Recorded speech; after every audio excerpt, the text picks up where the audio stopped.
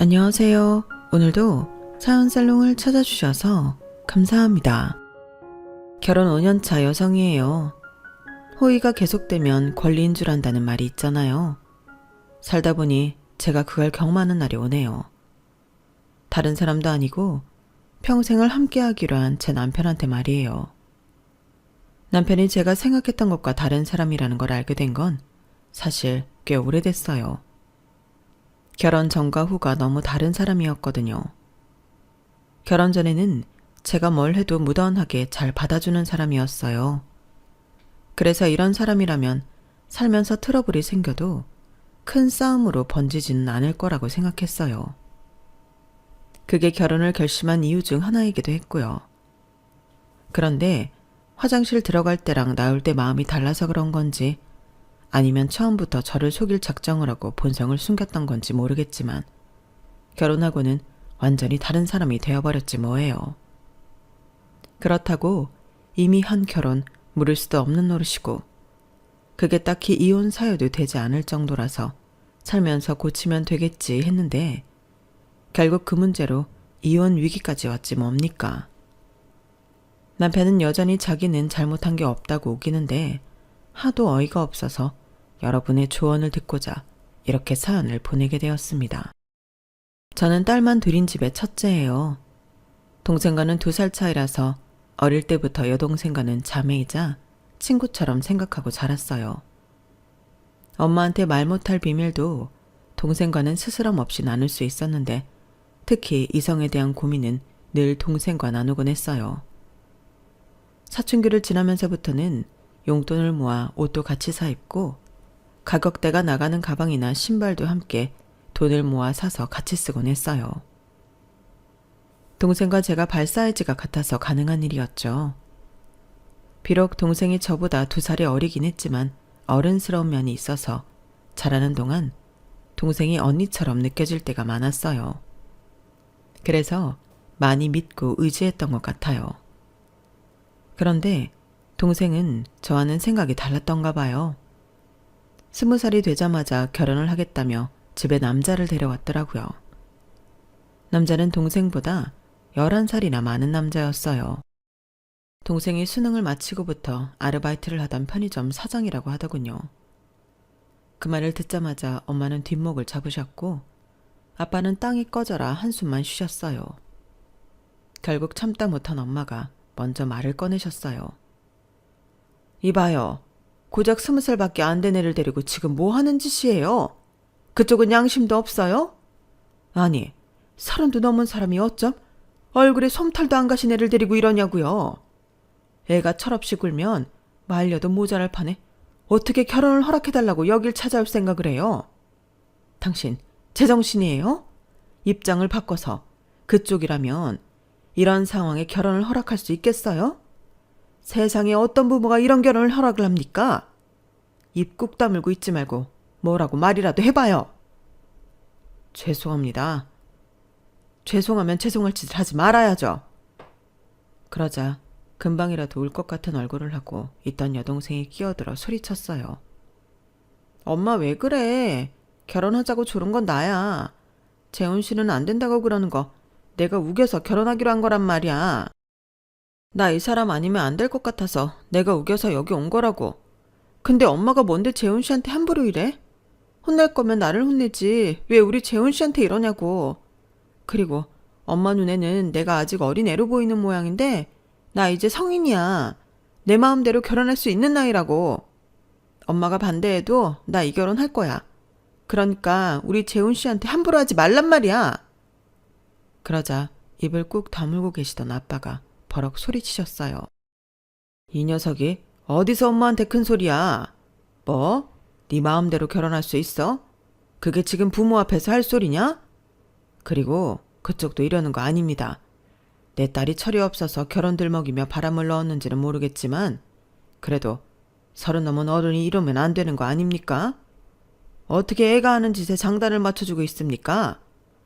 안 사람이 말이 서운하게 들렸을지 모르지만 온전한 정신이 박힌 부모라면 다들 이런 반응일 겁니다. 자식 키우는 부모 마음이야 같으니까요.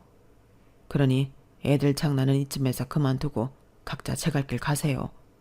그쪽도 그쪽 부모님한테는 귀한 자식일 텐데 이런 대접 받아가며 결혼을 구걸할 필요 없지 않습니까? 오늘 일은 없었던 걸로 할 테니 그만 돌아가세요. 아버님, 걱정하시는 이유는 잘 알고 있습니다만 저희 쉽게 결정한 일 아닙니다.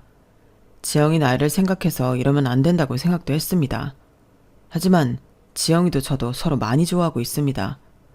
오늘의 결정이 잘못된 게 아니라는 거 보여드리며 살겠습니다. 그러니 안 된다고만 하지 마시고 조금만 마음을 열어주세요. 제가 많이 노력하겠습니다. 제부는 무릎을 꿇은 채로 저희 부모님께 고개를 숙였어요. 하지만 그렇다고 마음이 바뀔 부모님이 아니었어요.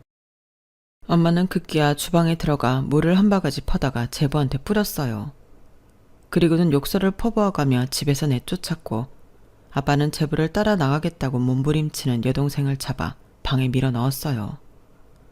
결국 동생과 제부는 로미오와 줄리엣을 방불케 하는 집안의 반대와 싸워야만 했어요.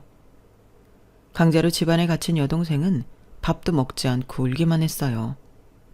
엄마는 동생을 감시하느라 하루 종일 집 밖으로 나가지도 않으셨어요. 그렇게 일주일 가까이 시간이 흘렀고 그동안 곡기를 끊고 있던 여동생은 결국 응급실에 실려가고 말았어요. 자식 이기는 부모 없다고 결국 부모님은 동생과 제부의 교제를 허락해 주셨어요. 하지만 당장 결혼은 안 된다고 못 박으셨어요. 결혼은 찬성화돼 동생이 대학을 졸업하면 그때 하라고 하셨어요. 이 정도면 부모님도 충분히 양보하신 거였기에 여동생과 제부도 부모님 뜻에 따르기로 했어요. 양쪽 다 반반 물러선 최선의 결과라고 볼 수 있었어요. 그런데 그 일로 엉뚱하게 동생과 제 사이가 멀어졌지 뭐예요. 옛말에 시어머니보다 말리는 시누이가 더 밉다고 동생한테 제가 시누이처럼 보였던가 봐요. 그런데 서운한 건 저도 마찬가지였어요. 부모님께서는 20살밖에 안 된 딸이 30이 넘는 남자랑 결혼을 하겠다고 해서 화가 많이 나셨지만 저는 다른 이유로 동생한테 화가 났거든요. 지금까지 저는 남자친구가 생길 때마다 동생한테 빠짐없이 얘기를 해왔어요. 심지어 썸남까지도요. 그런데 생각해보니 동생은 한 번도 제게 남자 얘기를 꺼낸 적이 없더라고요.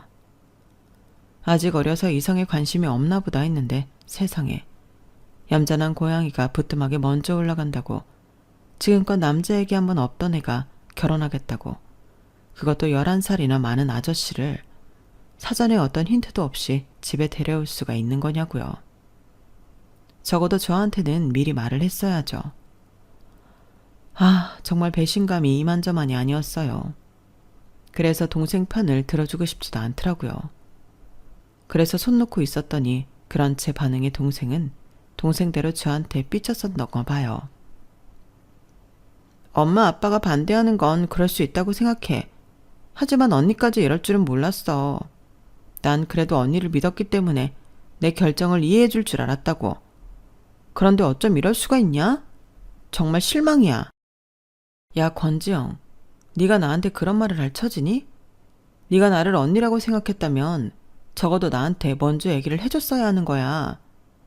지금까지 입국 다물고 나도 속인 주제에 뭐? 나한테 실망했다고? 그래, 엄마랑 아빠한테는 비밀로 할 수 있어. 하지만 나한테까지 그러면 안 되는 거지. 어떻게 나한테도 비밀로 할 생각을 하냐? 내가 너한테 그 정도밖에 안 되는 언니였니? 나한테 실망했다고? 난 너한테 훨씬 더 많이 실망했어, 이 기집애야. 결국 그날 동생과 저는 태어나서 처음 머리 끄댕이까지 잡고 싸움을 벌였어요. 퇴근 후 거실 바닥에 듬성듬성 굴러다니는 우리 자매의 머리카락을 보신 부모님은 한숨을 푹푹 쉬셨어요. 어릴 때도 안 싸우던 애들이 왜 다 커서 이러는지 모르겠다며 우리가 자식 교육을 잘못 시켰다고 한탄을 하셨어요. 비록 부모님 마음을 상하게 해드렸지만 그날 싸움 이후로 우리 자매는 다시 예전처럼 돌아갈 수 있었어요. 그리고 정확히 4년 뒤 동생은 제부와 결혼식을 올렸어요. 제부는 제 동생에 비해 나이가 많은 거 하나 빼고는 정말 뭐 하나 빠지는 게 없는 사람이었어요. 저는 그냥 편의점 사장인 줄만 알았는데 그 건물이 제부 건물이었더라고요. 그렇다고 부모님한테 증여받거나 조부나 조모한테 유산으로 받은 게 아닌 자기 손으로 벌어서 산 건물이라는 게 더 놀라웠어요. 알고 보니 제부는 카이스트를 졸업한 수재였더라고요. 대학을 졸업하고 회사를 차려 30도 안 된 나이에 100억 가까운 돈을 벌었고 이후에는 회사를 친구한테 넘기고 건물주로 살고 있었어요. 처음부터 편의점을 하려고 했던 건 아니고 세입자가 건강 문제로 더는 편의점 운영을 할 수 없게 돼서 할 수 없이 자신이 인수한 거였더라고요. 그리고 그곳에서 제 여동생을 만나게 된 거였죠. 그저 나이 많은 아저씨인 줄로만 알았던 제부의 반전 이력에 부모님도 저도 입이 떡 벌어졌어요. 게다가 제 동생과 나이 차이가 나기는 해도 워낙 동안이라서 밖에 나가면 4~5살 차이 정도로밖에 안 보이더라고요. 제가 보기에도 그랬고요. 미운 오리 새끼인 줄 알았는데 인물, 학벌, 거기다 재력까지 뭐 하나 빠지지 않는 능력자라는 게 밝혀진 제부는 저희 집에서는 한순간 백조를 탈바꿈했고 장인 장모의 사랑을 듬뿍 받게 되었어요. 제부는 한때 자신을 맹렬히 비난하며 거부했던 장인 장모를 무척이나 잘 챙길 정도로 인품도 좋은 사람이었어요. 무엇보다 제 동생한테 얼마나 잘하는지 옆에서 보고 있으면 부럽다는 생각이 절로 들 정도랍니다. 동생의 행복한 결혼 생활을 보다 보니 내심 저도 빨리 가정을 꾸려 안정된 생활을 하고 싶어졌어요. 그래서 그 무렵 소개팅도 많이 하고 지인들을 통한 선자리에도 많이 나가게 되었지만 생각처럼 잘 되지는 않았어요. 그러다 정말 우연히 제 남편을 만나게 된 거예요. 남편은 제가 나가고 있는 영어학원 건물 1층에 있는 약국 약사였어요. 어릴 때부터 기관지가 약했던 저는 학원 강사 생활을 하면서 툭 하면 목이 쉬고 기침이 잦아서 스트랩실 같은 인후염 소염제를 애용하는데요. 그래서 1층 약국은 제 단골 약국이기도 했어요. 원래 계시던 약사분은 60대 아주머니셨는데 언제부턴가 제 또래의 젊은 약사로 바뀌었더라고요. 수년간 단골이었기 때문에 제가 가면 알아서 제가 복용하는 약으로 꺼내주시곤 했는데 새로 바뀐 약사한테는 매번 제 상태를 설명을 해야 해서 좀 귀찮더라고요. 그런데 3번째 갔을 때였을까요? 제가 약국으로 들어가자마자 제가 복용하는 약을 미리 꺼내두시더라고요.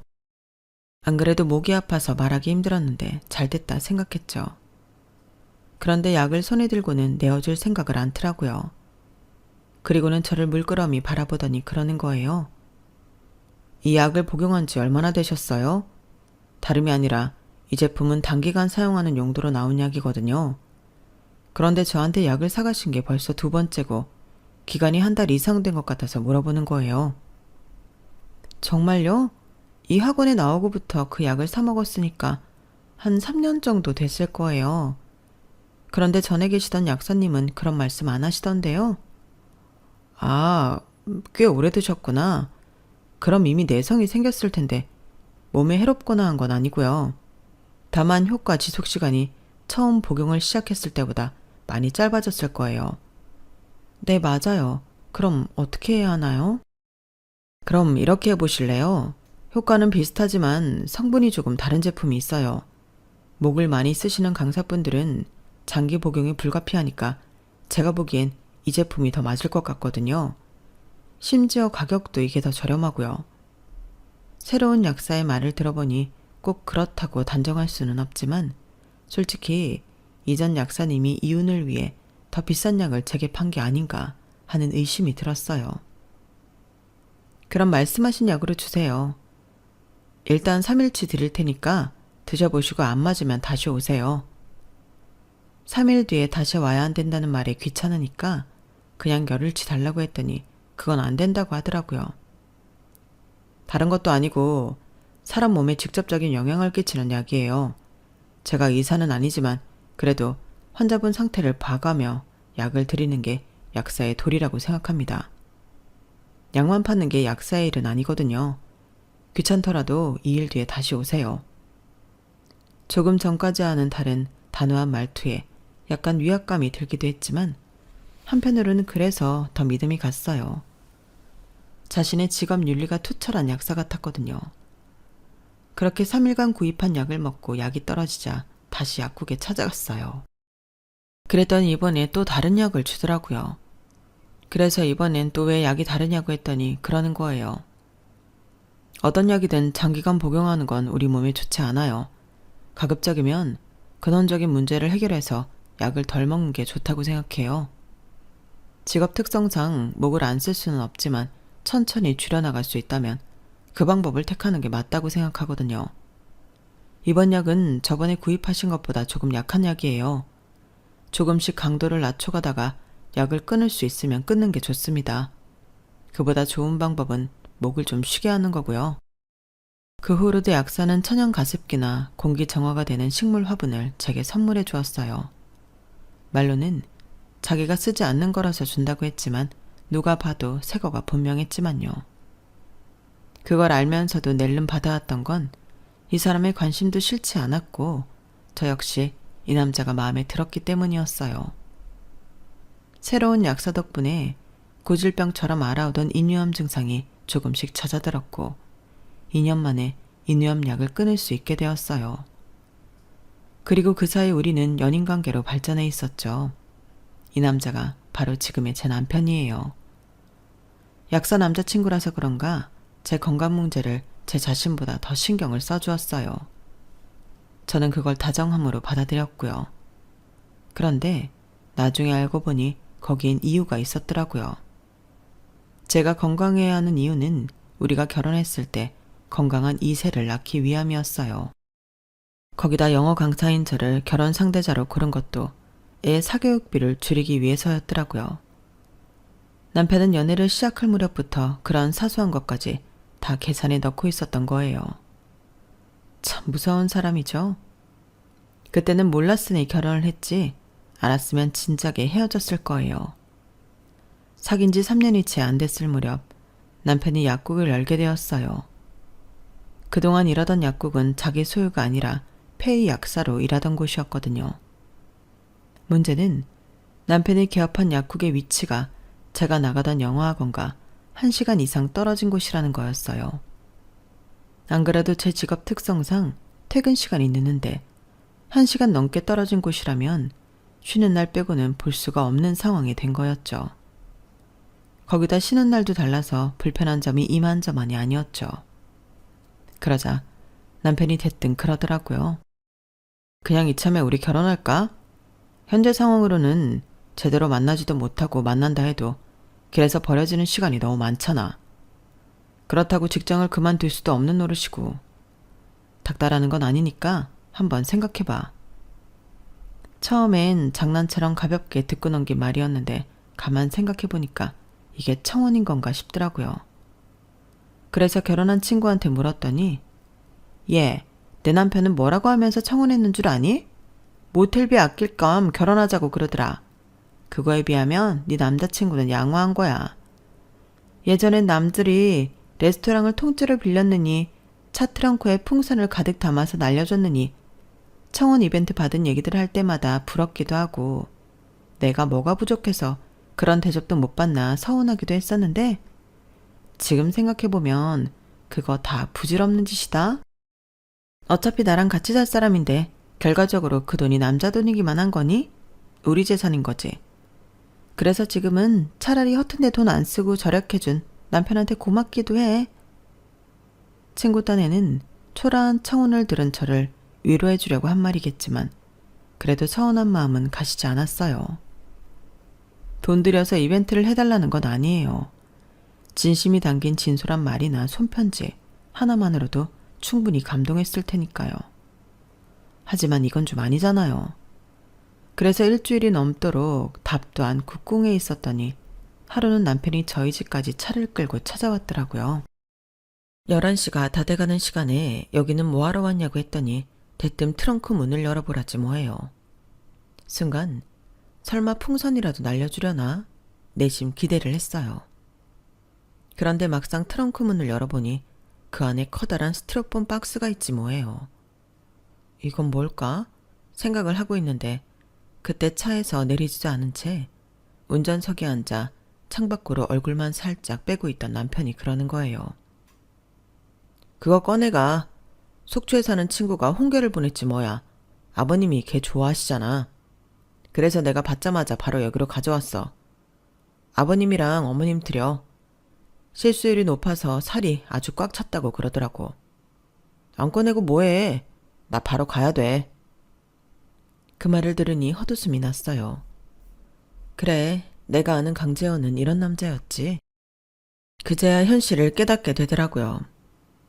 로맨틱가는 담을 쌓았어도 실속 있고 무엇보다 나와 내 가족을 생각하는 마음이 큰 사람. 그래서 내가 이 사람한테 끌렸었다는 걸 새삼 깨닫게 되는 순간이었어요. 그래서 스티로폼 박스를 꺼내고는 운전석 창가로 가서 말했어요. 저번에 자기가 했던 결혼 얘기 말이야. 그래, 결혼하자. 정말? 역시 자기라면 현명한 판단을 내릴 줄 알았어. 오케이. 그럼 이번 주 학원 쉬는 날 약국으로 와. 같이 예식장도 알아보고 필요한 것들 좀 정리해보자. 바람이 차다. 감기 들겠어. 빨리 들어가. 그날 저는 홍게가 가득 담긴 스티로폼 박스를 들고 집에 들어가 부모님께 결혼할 사람이 있다는 말을 했어요. 그리고 그 주 주말부터 본격적으로 결혼 준비를 하게 되었죠. 동생도 그렇고 주변에 결혼한 사람들이 좀 있긴 했지만 그동안은 내 일이 아니라서 강 건너 불보듯 해왔는데 막상 결혼을 앞두고 나니 준비할 게 뭐가 그리 많은지 정신을 못 차리겠더라고요. 그래도 남편이 틈틈이 정보를 많이 모아놔서 그나마 다행이었지. 저 혼자 다 해야 했다면 모르긴 해도 중간에 결혼을 포기했을지도 몰라요. 쉬는 날이나 또는 반차를 내고 예식장을 둘러보고 웨딩 촬영 준비에 드레스를 고르는 것까지 정말 눈 튀어나오게 바쁜 일정을 보내고 나서야 어느 정도 준비를 끝낼 수 있었어요. 남은 건 신혼집 하나였는데 다행히 남편이 하는 약국 근처에 저희 예산에 맞는 빌라가 나와서 바로 계약을 할 수 있었어요. 마음 같아서는 아파트에서 신혼생활을 하고 싶었지만 양가 부모님 도움 없이 진행한 결혼이라서 그럴 만한 자금이 안 됐어요. 그렇다고 아파트에서 살겠다고 경기도 갈 수도 없었죠. 남편 약국도 그렇고 제가 나가는 학원도 그렇고 다 서울 시내에 있으니까요. 신축도 아니고 지은 지 20년이 다 돼가는 낡은 빌라에서 신혼을 시작한다고 하자 주변에서 많이 말렸어요. 낡은 집은 외풍도 심하고 싱크대나 화장실도 그렇고 여러 가지 문제가 많을 거라고요. 그래도 다행인 건 집주인이 리모델링도 다 해준다고 해서 입주할 때는 깨끗한 새 집이 되어 있을 거라는 희망이었죠. 그런데 혼수를 채워 넣으려고 잡아놓은 입주 날짜가 다 되어 가는데도 공사를 반도 안 끝낸 거 있죠. 사다리 차를 불러야 해서 가구며 가전제품을 같은 날 배송받기로 했는데 말이에요. 집주인한테 따져 물었더니 당장 현금이 없어서 공사가 중단됐다는 거예요. 그러면서 잔금을 미리 땡겨주면 입주 예정 날짜보다 한 일주일 후에는 입주 가능하게 공사를 마칠 수 있다나요? 아니, 이게 무슨 말도 안 되는 소리래요?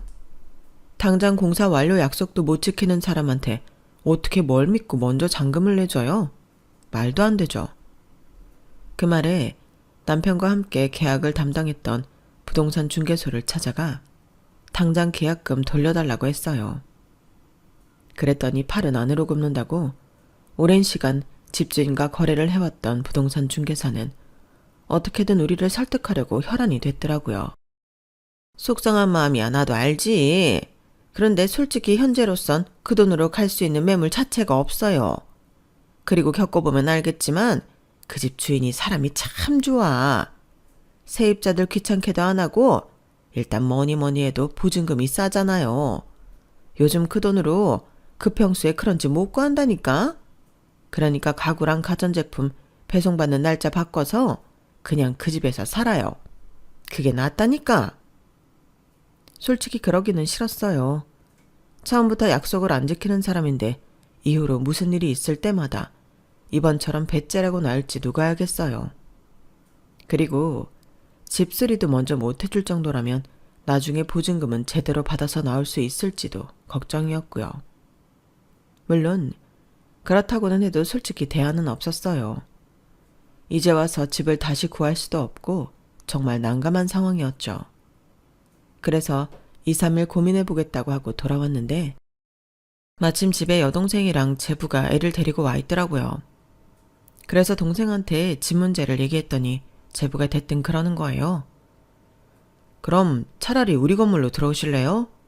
저희가 아파트로 이사하면서 리모델링까지 싹 해뒀거든요. 옥상에 단독으로 쓰실 수 있는 공간도 있어서 사시는 데는 편할 거예요. 그래, 그럼 되겠다. 사실 언니네 신혼집 구한다고 할 때 이희가 우리 살던 집으로 언니네 들어와 살면 어떻겠냐고 했는데 괜히 말 꺼내기가 그렇더라고. 형부도 불편해할 것 같고 해서. 언니랑 형부만 좋다면 들어와 살아. 평수도 넓고 옥상까지 따로 쓸 수 있어서 좋거든. 솔깃한 제안이었지만 남편이 어떻게 받아들일지 몰라서 일단 물어보고 결정하겠다고 했어요. 저야 여동생이라서 상관없지만 남편은 아무래도 손아랫사람 집에 새를 들어가는 일이라서 이래저래 마음이 쓰일 것 같았거든요. 그런데 왜 진작 말 안 했어. 35평이면 우리가 구했던 집보다 10평이나 더 넓잖아. 게다가 옥상도 단독으로 쓸 수 있다니 완전 땡큐지. 근데 가격은 우리가 구했던 집이랑 똑같이 해주는 거 맞지? 그게 사실은 평수도 그렇고 위치도 전철역에서 7분 거리라 세가 좀 비싸긴 해. 원래는 1억 7천 정도 더 비싼데 우리 사장이 되는 대로 주고 살라더라고. 다만 몇 천이라도 더 주고 살면 되지 않을까 싶은데 자기는 어때? 뭐? 더 주긴 뭘 더 줘. 오히려 깎아야지. 아니, 남도 아니고 자기 친언니인데 뭘 그렇게 야박하게 구냐? 건물 주식이나 되면서 형제한테 돈 벌 생각인 거래? 에이, 그건 아니지. 자기가 말해서 좀 더 싸게 해달라고 해봐. 어차피 우리 나갈 때 돌려줘야 할 돈이잖아. 덜 받고 덜 내주면 되잖아. 안 그래? 몰랐는데 남편은 참 이상한 계산법을 가지고 있더라고요. 아쉬운 건 우린데 1억 7천 깎아주는 것도 모자라서 더 깎아달라뇨. 아무리 내 남편이지만 참 염치 없는 사람이라고 생각했어요. 아니 왜 우리 신혼집 구하는데 동생네가 손해를 봐야 되는데 우리 아니면 제값 받고 세입자 드릴 수 있어. 그걸 보고 야박하다고 하면 안 되지. 그리고 1억 7천 은행에 넣어만 놔도 이자 들어와. 결국엔 우리한테 깎아주는 만큼 동생네는 돈을 날리는 셈이라고. 그런데 그게 어떻게 덜 주고 덜 받는 걸로 퉁칠 수가 있어? 자기 참 계산 이상하게 한다. 아니 남이면 그렇지만 자기 동생이잖아. 자매인데 그 정도도 못 해줘? 나라면 그냥 들어와 살라고 하겠다. 암튼 지금 상황에서는 돈을 더 올려줄 여력은 없으니까 돈 좀 모으면 그때 나머지 1억 7천 올려주는 걸로 하고 일단 지금은 있는 돈만 줘. 그게 싫으면 뭐 딴 데 알아보든가. 이 일로 남편한테 빈정이 상하긴 했지만 그래도 동생네 집에 살면 친정이랑도 가깝고 동생이 이사간 아파트랑도 가까워서 어떻게든 동생네 집에 들어가 살고 싶었어요. 그래서 동생한테 우리 처지를 설명하고 원래 가지고 있던 돈만큼만 주고 들어가 살게 해달라고 부탁했어요. 동생과 제부는 처음부터 더 받을 생각도 안 했다며 마음 쓰지 말고 들어와 살라고 하더군요. 언니로서 정말 모양 빠지는 일이었지만 그래도 일단은 그렇게 집 문제는 마무리 지었어요. 처음부터 작정하고 친정에서 가까운 곳에 신혼집을 얻었다면 남편도 그렇고 시댁에서도 반대를 했겠지만 상황이 이렇다 보니 아무도 이의를 제기하는 사람은 없었어요. 동생 부부한테 미안하기는 했지만 덕분에 제가 원하던 바를 이뤄서 저로서는 더없이 좋은 결과였죠. 남편은 성실하고 세심한 사람이긴 했지만 그 이면엔 야비한 면이 더 많았어요. 집 문제를 해결할 때 보였던 염치 없는 모습이 진짜 남편의 본 모습이었거든요. 명절에 시댁에 갈 때는 갈비 세트며 시부모님 선물 그리고 돈 봉투까지 준비해가면서 내 친정에 갈 때는 빈손으로 가곤 했어요. 빈손으로만 가면 다행이게요. 명절 당일에 차례를 다 지내고 점심까지 먹고서도 엉덩이를 뗄 생각을 않는 거예요. 그래서 시부모님 눈치 살피며 친정엔 언제 가냐고 물으면 꼭 이런다니까요. 당신 친정엔 평소에도 자주 가잖아. 엎어지면 코 닿을 텐데 굳이 명절에도 가야 돼? 당신은 양심도 없어? 남편 말대로 저희 집에서 친정까지 걸어서 7분 거리니까 엎어지면 코 닿을 거리라는 말이 틀린 건 아니에요.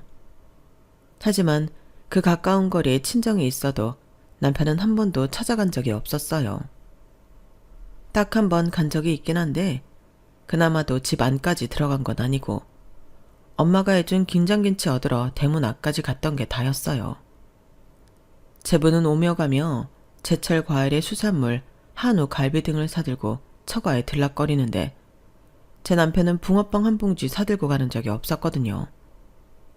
엄마가 김장을 했다거나 갈비찜을 했다고 와서 먹으라고 하면 저더러 퇴근길에 받아오라고 하기 일쑤였어요. 그러니 가까이 사는 처가나 멀리 사는 본가나 다를 게 뭐가 있냐고요. 그런데도 명절이면 한결같은 레퍼토리를 앞세워 자기 본가에서 2박 3일을 뭉개려더니 제가 화가 안 나겠어요? 그런데 그렇게 처가에 발들이는 걸 꺼려하던 남편이 매일같이 처가에 드나들게 되는 일이 생긴 거예요. 바로 우리 아들 때문이었죠. 결혼하고 2번째 해 겨울에 제가 출산을 했는데 제 강의를 오래 비울 수가 없어서 출산하고 3개월도 안 돼서 복직을 해야 했거든요. 그래서 애를 봐줄 베이비시터를 알아봤더니 제 월급에 버금갈 정도로 급여가 비싸더라고요. 이건 돈을 벌려고 베이비시터를 쓰는 게 아니라 베이비시터 월급을 주려고 일을 하는 거나 다를 게 없었어요. 그쯤 되자 계산 빠른 남편이 자기가 먼저 제 친정에 찾아가 저희 엄마한테 애 좀 봐달라고 부탁을 하더군요. 장모님도 아시겠지만 주영이가 그 학원에서 영어 강사 자리 잡느라 얼마나 고생했습니까?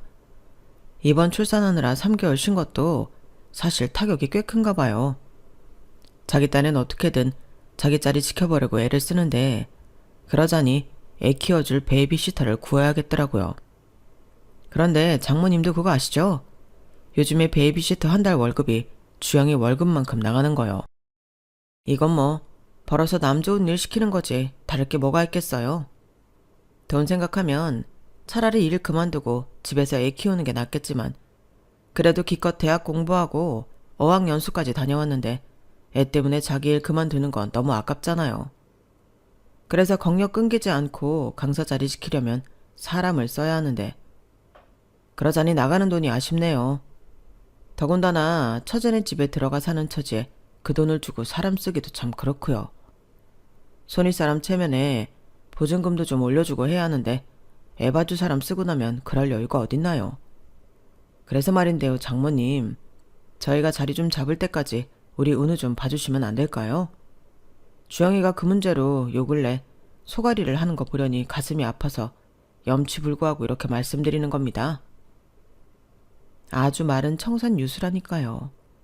아니 세상에 자기 딸이 애 봐줄 사람이 없어서 일 그만두게 생겼다고 하는데 가만히 있을 부모님이 어딨겠어요. 게다가 여동생네 부부한테 전세 보증금 올려주려면 맞벌이를 할 수밖에 없다고 하면 애 봐주는 돌봄 비용 달라는 말은 또 어떻게 하겠냐고요. 아주 지능적으로 원천 봉쇄하고 저희 엄마한테 우리 아들을 떠맡긴 꼴이었어요. 그래놓고는 아주 입막음까지 했더라고요. 장모님, 기왕에 우리 은우 봐주실 거면 주영이한테는 어머님이 자발적으로 해주시는 걸로 하시면 안 될까요? 제가 장모님 찾아와 이런 얘기한 걸 알면 그 사람 성격에 장모님께 미안해서라도 애 안 맡기겠다고 할 게 뻔해요. 주영이를 생각해서라도 부탁 좀 드립니다. 아주 자기 필요한 거에는 주도 면밀한 인간이라니까요. 저도 이 사실을 최근에서야 알고는 얼마나 기가 막혔는지 몰라요.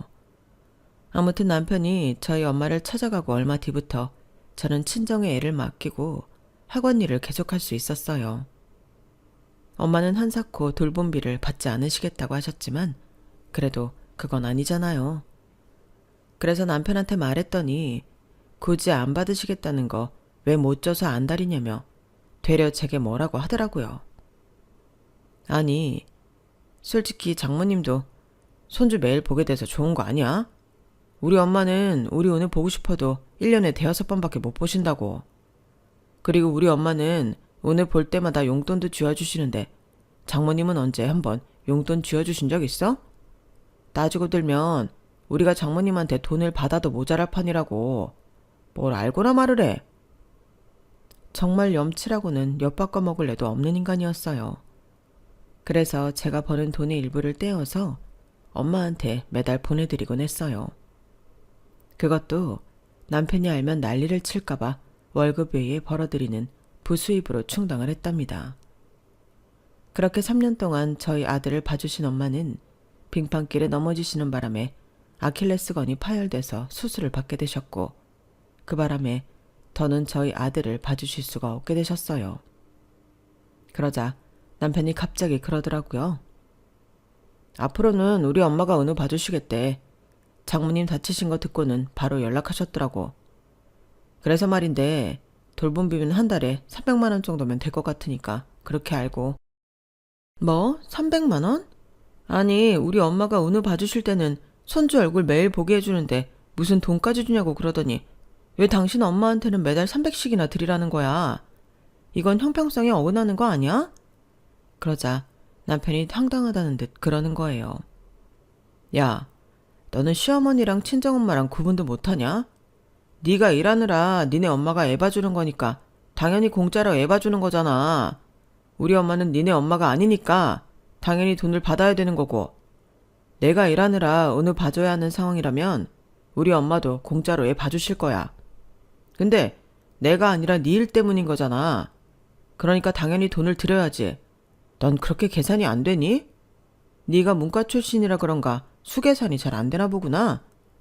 모르면 그냥 내 말에 따라. 괜히 아는 척 따지지 말고. 뭐? 아니, 뭐 이런 개떡 같은 계산이 다 있어. 당신 말대로라면 은우는 내 아들이기만 한 거겠네. 왜 애초에 은우 양육이 내 몫이기만 한 거야? 은우는 나 혼자 밖에서 나와왔니? 당신은 양육의 의무가 없는 거야? 누가 계산이 엉망인 건데 여기서 문과일과 타령을 하고 있어. 야, 됐다. 너랑은 말이 안 통하니까 그냥 내가 하라는 대로 해. 아, 엄마가 매달 돈 보낼 거 없이 3년치 한꺼번에 달라고 하시더라. 공동생활비로 적금된 거 있잖아. 그거 예약해서 오늘 중에 엄마 계좌로 1억 800만 원 보내드려. 그 돈은 제부한테 보증금 올려줄 돈인데 그걸 깨면 어떡해. 아, 진짜 그 돈 없다고 당신 동생네가 죽냐? 건물까지 가지고 있는 사람이 그 돈 없다고 내일 당장 일나냐고.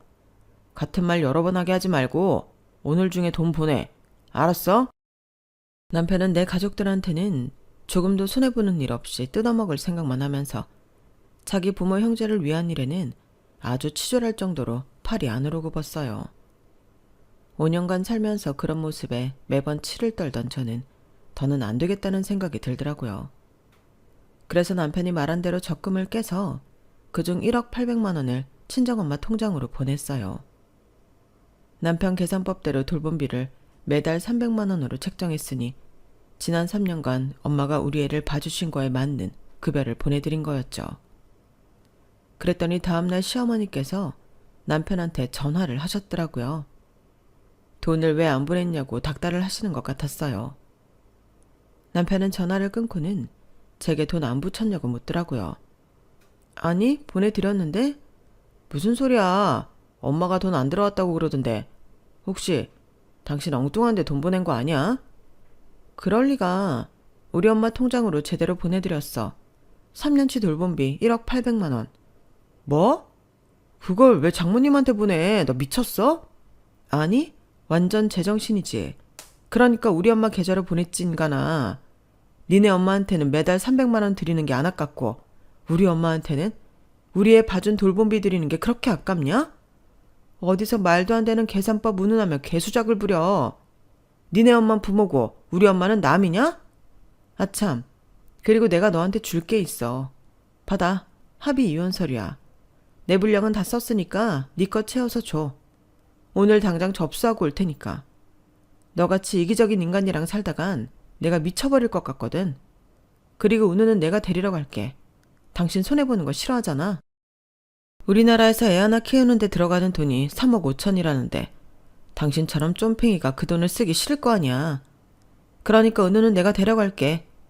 순순히 양육권이랑 친권 포기해주면 양육비로 따로 안 받을 테니까 결정해. 어떻게 할래? 남편은 이혼은 안 된다고 길길이 날뛰었고 결국 법정 소송까지 가려고 제가 이혼 전문 변호사를 선임하려 하자 그제야 합의 이혼을 해주었어요. 그런데 4주 동안의 숙려기간이 끝나고 정말 남남이 되던 날 남편이 했던 말이 정말 가관이었어요. 글쎄 끝까지 이러더라고요. 양육비 안 줘도 되는 거 확실하는 거지? 나중에 딴소리 하면 안 된다. 그 말에 내가 이혼을 하길 잘했다는 생각이 들었어요. 나라면 이런 순간에 우리 아들 생각이 먼저 날 텐데 그 순간까지 돈 문제만 거론하니 말이에요. 현재 저는 아들을 데리고 친정에 들어가 살고 있어요. 제가 학원에 나가 있는 동안엔 여동생이 저희 아들을 돌봐주고 있고요. 퇴근하고 아이를 데리러 동생네 갈 때마다 느끼게 되는 화목한 집안 분위기에 가끔은 울컥하기도 해요. 내가 너무 성급하게 이혼을 결정한 게 아닌가 해서요. 하지만 그러다가도 남편이 한 짓들이 떠오를 때면 그래도 지금이 낫다 싶기도 하답니다. 어떤 게 정답인지는 아직 잘 모르겠지만 확실한 건 아빠의 빈자리가 느껴지지 않도록 제가 열심히 부모 몫을 하며 살아야겠다는 거예요. 그러기 위해서 오늘 하루도 화이팅입니다. 지금까지 제 사연을 들어주셔서 감사합니다. 들어주신 분들 모두 건강하시고 행복하세요. 여러분, 사연 댓글에 응원과 현명한 조언 부탁드려요. 좋아요와 구독은 저에게 큰 힘이 됩니다. 오늘도 좋은 일 가득하세요.